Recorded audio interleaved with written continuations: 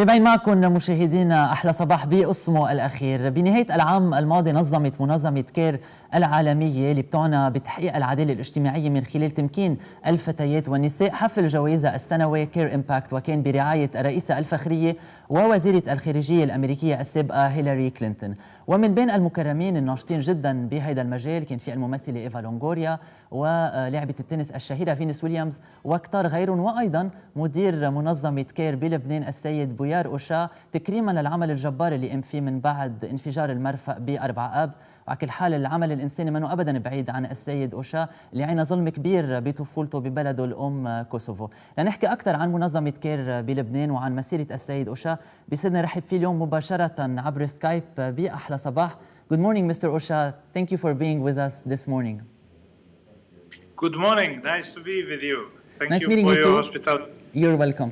Let's start first a little bit by explaining to our viewers what is CARE organization and what does it exactly stand for? So CARE has been founded just right after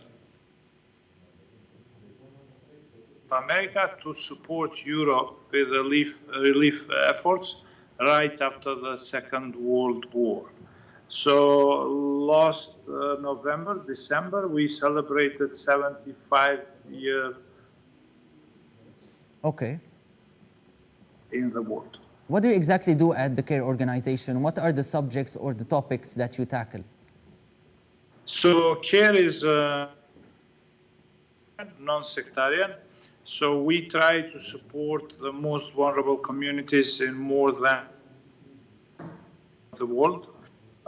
Our major focus is around women and girls. We try to intervene through protection programming, gender programming. We try to provide shelter programming, then food security and livelihood, depending on the context and the situation. And we try our best so we could provide some social justice and we could provide some hope to the people that are in vulnerable situations. نعم، لكن عم بيقول السيد أوشا إنه منظمة كير تأسست من أكثر من 75 سنة بأمريكا من بعد الحرب العالمية الثانية، وكان هدفها بالأول مساعدة أوروبا ومن بعدها انتشرت لأكثر من 100 دولة. هن احتفلوا ب 75 سنة على تأسيس هالمنظمة من فترة، وهي بتعنى أكثر شيء بتحقيق العدالة الاجتماعية للنساء والفتيات بالعالم، وأيضا أكيد حماية الأمن الغذائي والأمن الاجتماعي وتحقيق العدالة بين الجنسين، يعني بين النساء وبين الرجال. Mr. Osha, you've been in charge of CARE Lebanon for almost 2 years now, and I'm sure when you came here you didn't expect to witness something as horrifying as the Beirut blast. Tell us a little bit, how did you live this tragic day of the 4th of August? What do you exactly remember from it? It was, as usual, we were looking at worrying trends around the socioeconomic situation throughout Lebanon. So it was one of those days where we were trying to get more attention from the international community to Lebanon. Although it's not a natural disaster, it's not a man-made disaster, the trends, the figures, they looked quite worrying. So when the explosion happened, we unfortunately, but fortunately in a way for Lebanon, we got more attention because people saw the suffering. People saw that something that never happened in the last 70, 80 years and such explosion didn't occur. So I lived it as every Lebanese in Beirut and every citizen that lives in the city. It was quite shocking, quite traumatizing. I do remember that there were quite a lot of people wounded, injured. There were a lot of ambulances being stuck and they were trying to do their best. I remember a lot of citizens showing the true colors of Lebanese, trying to help each other. I saw a lot of people with motorbikes, vehicles, walking, carrying each other and trying to support so they could get to the necessary first aid and the health equipment needed. نعم، يعني عم بيقول السيد أوشا انه كارثه المرفأ الانفجار اللي صار ب4 آب خلى يصير في اهتمام اكبر بلبنان من قبل منظمه كير العالمية. هن أصلا كانوا عم بيشتغلوا على عدة مشاريع، إنما صار في اهتمام أكبر بطبيعة الحال من بعد الانفجار. وبيتذكر إنه بهيدا النهار نزل على الطريق، كان في كتير جرحى على الطريق، كان في ناس ميتين أكيد ضحايا الانفجار. وبيقول إنه كان في تضامن كبير بين اللبنانيين، فرجى فعلا صورة لبنان الحقيقية اللي هو حابب يتذكرها من هيدا النهار. Mr. Hoxha, after the blast you were able to drastically increase the funds allocated for CARE Lebanon. What were these funds exactly used for? Absolutely. We have a fantastic, excellent team within CARE International Lebanon, and we were able to fundraise quite a lot from Australia to United States, throughout Europe, funds for Beirut citizens in shelter, food security and livelihoods, gender and protection. These were the three main areas. We had also a bit of a minor water and sanitation interventions. Also some interventions around COVID, which we are doing now during this total lockdown. So this is how we utilized, and we keep on utilizing the funds for the Beirut. We went beyond Beirut explosion, I must say. So we made a larger program for entire Lebanon. So not to exclude any part of government or any part of the country within Lebanon, because most of them are living in a dire situation. So it was important for us to show inclusivity throughout our interventions. نعم، يعني عم بقول السيد أوشا انه من بعد انفجار المرفأ قدروا يكبروا ميزانيه اللي كانت مخصصتها منظمه كير العالميه للبنان تقريبا تايمز 4، يعني 4 أضعاف البادجت الاساسي. استعملوها اكيد بمواضيع التمييز الجندري، مواضيع تحقيق الامن الغذائي، وكمان مواضيع العلاقه بالمي وبالمنشآت الصحيه. واكيد في مشاريع كثيره صارت على مساحه الوطن كله من بعد انفجار المرفأ ب4 آب. Mr. Hoxha, a few weeks ago you were the recipient of an Impact Award. Congratulations.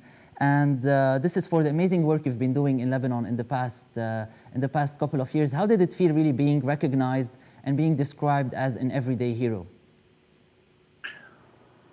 We definitely, it was a great recognition and award for the team of CARE Lebanon.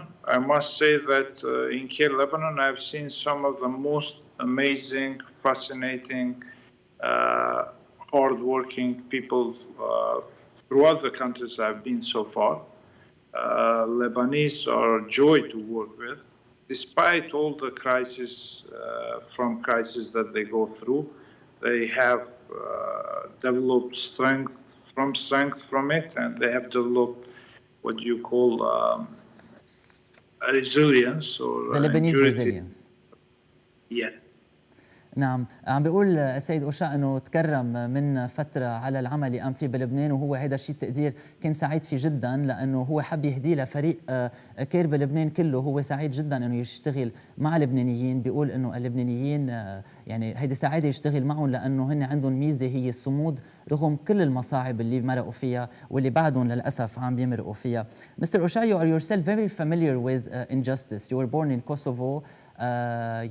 You experienced racial discrimination very early. At the age of 19, you were deported with other Albanians from your home country, and you even had to live in a refugees camp. How did this influence your interest in humanitarian causes? It has certainly what you call intrinsic motivation. It has really enabled me to see how much humanitarian organizations like CARE could do. Sure. For people. Yes. لكن عم بقول السيد أوشا انه الظلم اللي تعرض له وهو طفل، وهو يعني خلق بكوسوفو وتعرض لتمييز بسبب عرقه بكوسوفو، واضطر انه يترك البلد ويترحل مع باقي الألبانيين. كان عمره بس 19 ويعيش بمخيم للنازحين لفتره. بيقولوا انه هيدا الشيء كان الدافع الاساسي من جوا، عطاه دافع لانه يساعد اكثر ويكون عنده اهتمام اكبر بالقضايا الانسانيه اللي هلا بعده لليوم عم بيشتغل عليها. Mr. Hoxha, after working for CARE for several years, you started getting some interest in the Middle East, and then you started working for CARE Lebanon. When you first came here, what did you really expect to see or to discover? Well, I expected I didn't expect so much class, so much solidarity. I expected to some extent, but not as much as I've seen. It's a fascinating country. It's a beautiful in terms of the diversity it offers, the different cultures it has. So I've just been impressed. I feel really at home when I'm in Lebanon. And I must make a note here that I worked in in different parts of Middle East, not all. I worked in Iraq, I worked in Egypt, I worked in Turkey, I worked in Syria, Jordan, but each of them are very specific in different nuances that they offer and different composition that they have. And Lebanon is special in this regard. It's special because of its diversity, it's special because of its youth, it's special because of its hospitality towards people, towards refugees. Not only now, even if we look back at the history, it was always a country that was quite open to migration. And it was a country where the migrants felt respected, not pitied. And I hope Lebanon could keep up this class as it moves from this crisis along. نعم، يعني عم بيقول السيد أوشا انه اكثر شيء دهشه لما وصل على لبنان هو هالتضامن اللي بيجمع اللبنانيين والكثير من الكلاس او النوبل اللي بيفرجوه بتعاطيهم مع بعضهم وايضا مع الاقليات مثل اللاجئين اللي استقبلون. وبيقول انه لبنان كان اصلا بلد استقبال اقليات من بدايه تاريخه. وبيقول كمان السيد أوشا انه هو سافر على كثير من البلدان الشرق الاوسط، الاردن والعراق وغيرها، كلهم عندهم ميزتهم الخاصه، انما لبنان فعلا بيتميز بتنوع ثقافاته، ما في ثقافه وحده بلبنان، فعلا هيدا مزيج غني جدا بلبنان وهيدا اكثر شيء لفته بهيدا البلد. Mr. Osha, what other projects will you be working on in the near future, in the coming next month? We definitely will attention to Lebanon. We are quite worried about the current humanitarian patterns that we see in the country. We see food commodities needing general health support, needing accommodation. So we want to continue providing this sort of relief efforts in food security, in protection, in shelter accommodation. So we want to keep up this.